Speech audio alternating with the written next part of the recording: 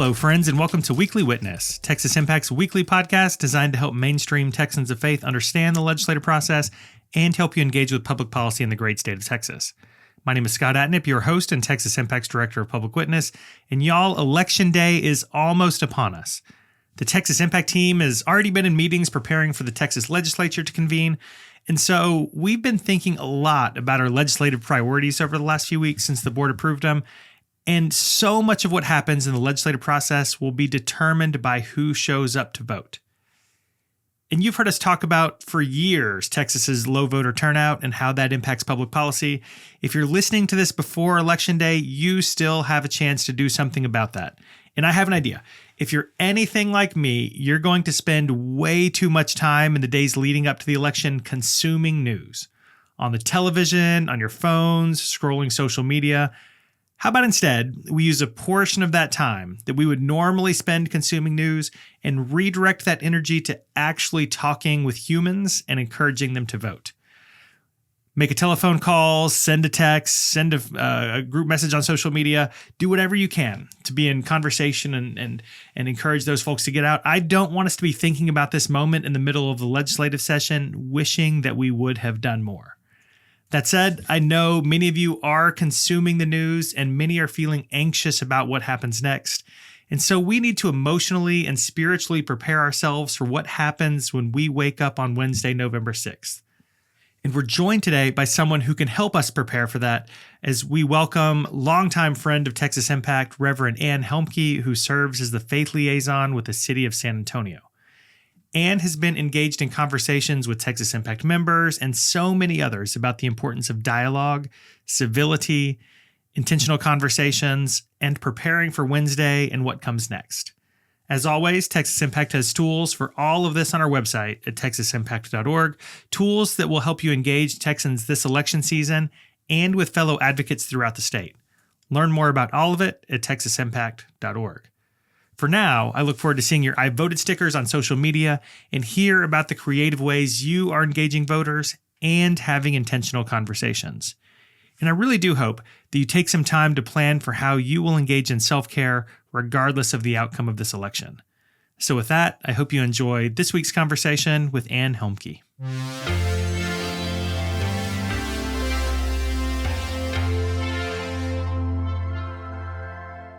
Joining us for today's conversation is longtime friend of Texas Impact, who I am excited to reconnect with today, Ann Helmke, who serves as the Faith Liaison with the City of San Antonio. Ann, thank you so much for joining us today. Well, it's great to be here. I'm so excited. I am too, and I'm excited because you've got a really interesting role that I want to learn more about. You are working with the City of San Antonio as the Faith Liaison, so talk to us about that work and your role. Well, I'm the first Faith Liaison with the City of San Antonio, and I've been at this going on 8 years now. And there are other Faith Liaisons across the country in cities, and sure would be great to have one in Austin. I have also since found out that there are Faith Liaisons in all the federal departments. Really? Right. And I have learned so much from them. So we could probably have another one of these just on what I've learned about the impact of the faith community and what it can have across the country and how it can make that happen. So I'd love to have that conversation. But it all came out of came out of some faith leaders who went to their council person and said, we're out here in community. We could really be helping each other, know about each other, working together. And so that kind of started the conversation. We're a city management form of government. And so that council person, who is now the head of community and schools, by the way, so he went to the council and said, I think we should have one of these people. Let's see what that looks like. And went to some research, other cities that were having them, what those look like, and which is also very fascinating. And bottom line, my role looks a lot like large-scale community organizing, for the 7th largest city in the country kind of thing. But we went into kind of a community organizing model. The city wouldn't necessarily say that, but from my standpoint of mostly working in community, that's really what it is. The role that I serve is to intentionally form collaborations between the faith community in San Antonio with government entities, with nonprofits, with community groups, with businesses, with schools, whoever is willing to co-labor together to meet the most vulnerable of human needs in our city. And it's within the Department of Human Services. That's not resources, but services, senior centers, Head Start, that kind of thing. So, I think it's a great placement there. Although they were really they didn't know where to place it, but I really think, and what we've experienced across the faiths, is to serve together is a great place to not only work together, but to find relationships, learn about each other's traditions. It's well, because all of the faiths, the world religions, are all based on the golden rule, that ethic of reciprocity. And so we meet and we serve there. So it's been a great, not just what's been a great opportunity, and it's been a great opportunity for the community. And learning both directions. It's been great, I think, for our city leadership as well. We have had a great partnership with the mayor.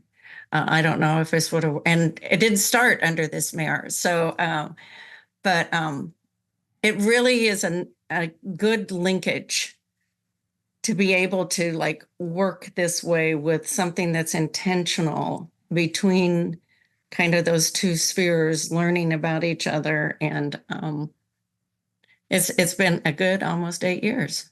Made some major strides. So it's all good. I love that. That is fascinating. And it is important because faith communities do have such an important role in providing services to local communities, serving vulnerable populations. And I want to talk more about all of that in a future episode. But today, I want to talk about some conversations you've been having. And it probably goes back to this idea of vulnerability, because I feel like a lot of us right now are feeling vulnerable or nervous going into election day next week as we're recording. And you've been organizing conversations with a diverse group of people of faith who are preparing for the upcoming elections, talking about how we prepare for what happens beginning the day after the election. Why is that work? Why are those conversations important, and what do you hope come from them? Well, I think the first indicator to all of that is how this has all been difficult. How do you talk to family members? How do you neighbors? I mean, the day November 6th is not in one sense any different than where we've been living, right? And trying to figure all of that out. Right. And we learned locally when Trump was elected, there were a lot of people who were asking the question, what are we going to do? And there was a lot of assumptions, all that. And so it was literally the night before where we pulled together a community-wide conversation about how can we move forward as the best people possible with not knowing the outcome. And so this round of conversations was really, the impetus was Texas Impact. It was put together by the mayor's wife here. She serves on some task force with B or whatever. And she was aware of what we had done before and the community conversations that we have. So was there some way to help us prepare for the morning after? I think with Texas Impact, we're calling that when we wake up on Wednesday morning, those conversations. We're actually doing something on the main plaza here in San Antonio. We're calling it Every Day in SA. And because we want to practice how we've been practicing every day in San Antonio. How do we continue that with respect and compassion and move that forward? But the conversations have been helping congregations, organizations, individuals explore specifically what's they are with educational, guesstimation, what they're thinking people will be needing on November 6th, on the following day. What will your community need? And so the conversations we've been having really are a process. And everybody walks away from the process with their plan, because all of our contexts are different. And so much like a good spiritual director, if we can get to the need of the community, then how can we reach out in that vulnerable need, and what will that community need? And to also try to nurture some imagination, but cross-pollination in the conversation, because when we talk to other people, it broadens our ideas too, So we've got prayer services happening. We've got yoga groups happening. We've got regular coffee groups that meet on whatever day they meet on that are happening. And most of it has boiled down to community gathering together, uh, just a different kind of expression of that kind of the gathering. Some are actually planning service projects together because, like I already said with the initiative, when we serve together, we do better together. So that's we're trying to, be focused on the future and where do we head next? How do we do that?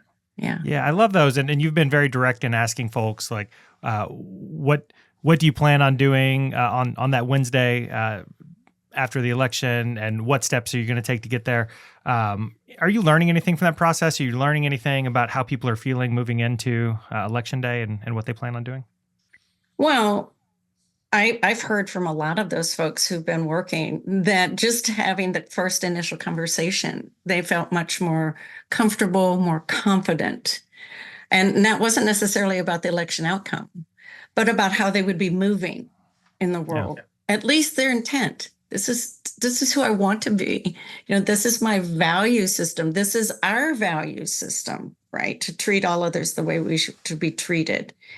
It doesn't mean that we're going to do well at it, but to have some semblance and knowing that you're going to be taking a step intentionally has made all the difference for some people. I've actually built a plan I hadn't been planning on building, through the process. It's like, oh, well, I need to do that, type of thing. So everybody, I think, in the best of ways, is winning in this process of movement forward. What role, we have a lot of faith leaders who listen to this program. What role do you think they play in this, and what do you hope they'll do over the course of the next week as we move towards Election Day? We're currently recording a week out, and in the days that follow. Yeah, I hope that they step up and step into leadership. There's a lot of fear. If we've really talked through what's going on, there's a lot of fear involved, right? And, fear it might impact the voters' booth, and it will. It will do that. Fear will motivate, right? But I think the kind of leadership we'll be needing on November 6th are leadership that's grounded, their feet are on the ground, their heart is, connected to people and all people, no matter who they are, again, to welcome and to treat all people the way we wish to be. And likewise, to not treat people in ways that we don't like to be treated. It's not a complicated equation.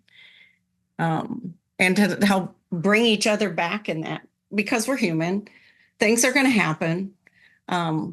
But, to be accountable leads to each other as well. For me to be able to say, hey, Scott, what are you doing, man? We had this conversation. I know you're hurting. I know you're upset.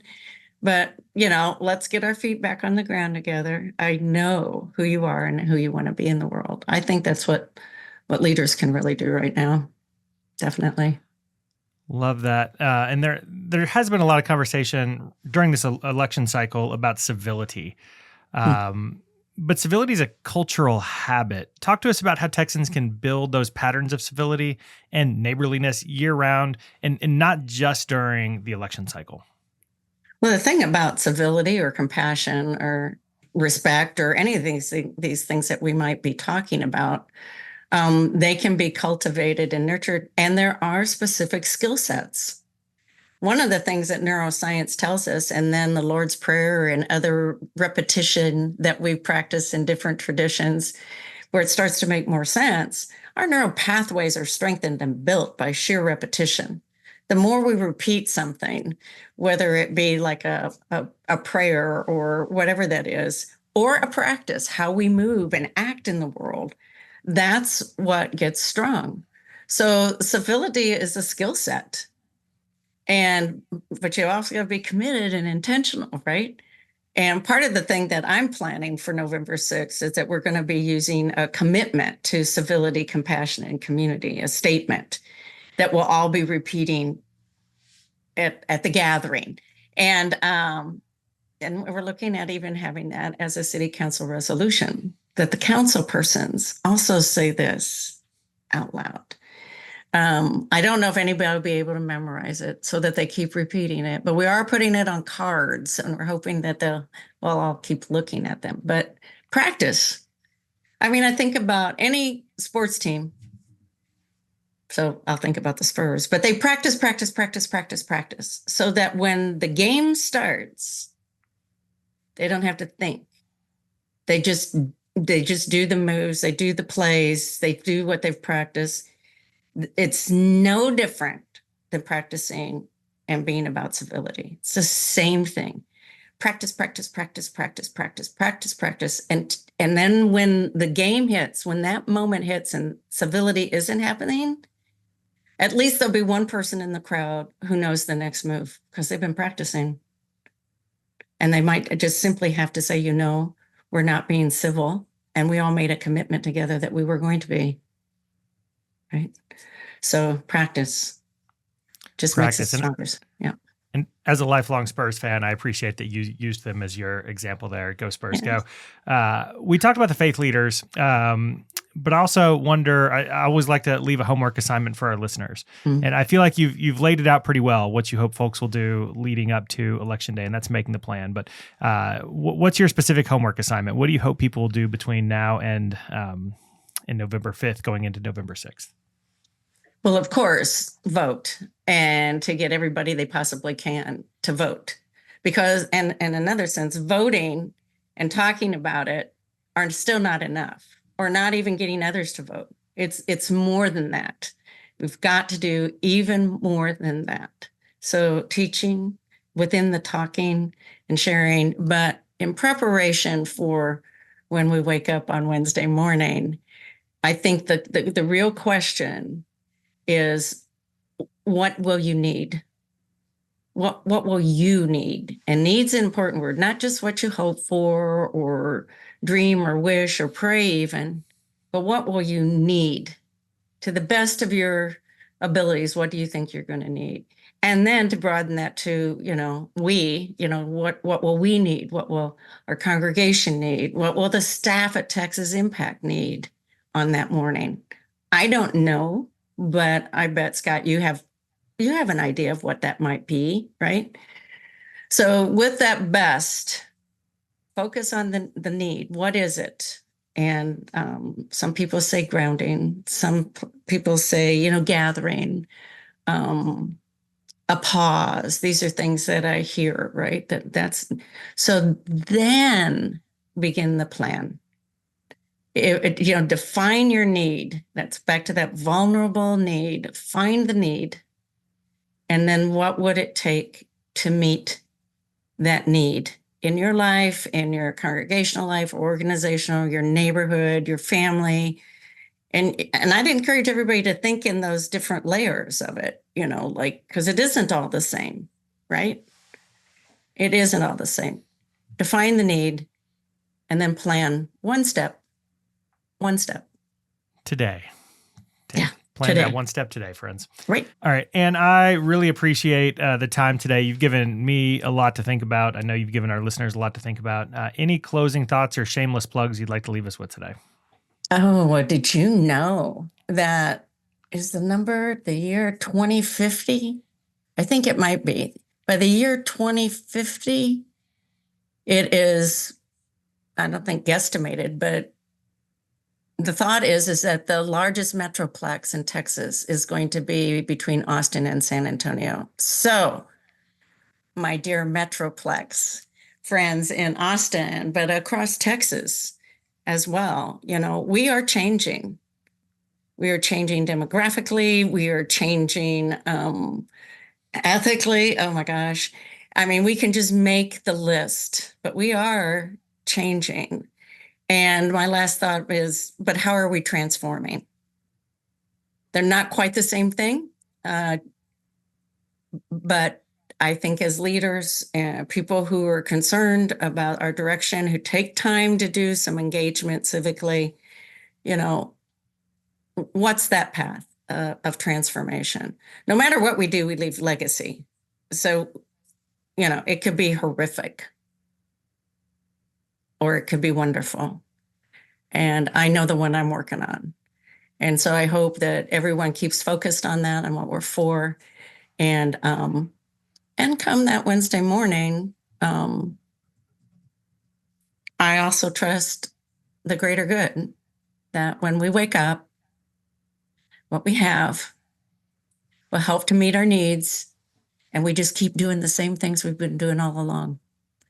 And we become closer. I want to become closer friends with all of you. So anyway, not enough interaction, but I've been getting a lot of it lately. But thanks for having me here, Scott. It's been great. I appreciate the time. And here's hoping for wonderful. And I think you're right. Regardless of what happens on Election Day, the work continues. We might need to spend some time processing and take our action steps on Wednesday, but the legislative session is coming, and then there's another election and another legislative session, another election. So we keep the work going. And it's really been fun connecting with you today. And I'm thankful for all you do and look forward to connecting again soon. All right. Thanks, Scott.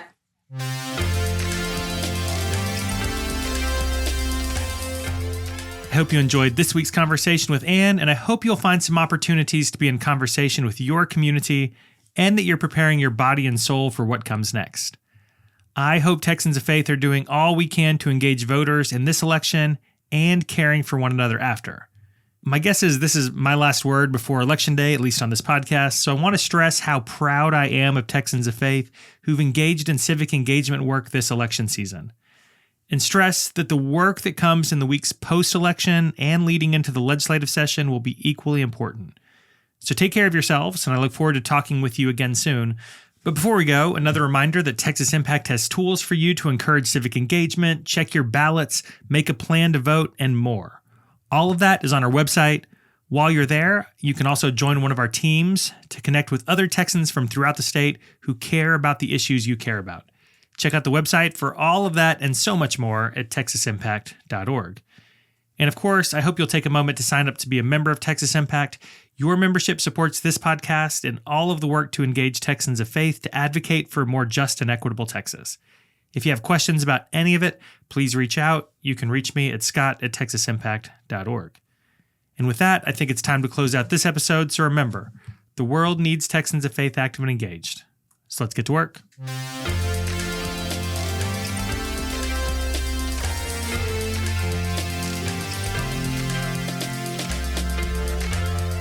Weekly Witness is hosted by Scott Atnet, engineered and produced by David Fasalo. Our executive producer is B. Moorhead. The opinions expressed on Weekly Witness are those of Texas Impact and our guests and do not necessarily reflect the views of our sponsors. Weekly Witness is a product of Texas Impact, people of faith working for justice. Visit us online at texasimpact.org.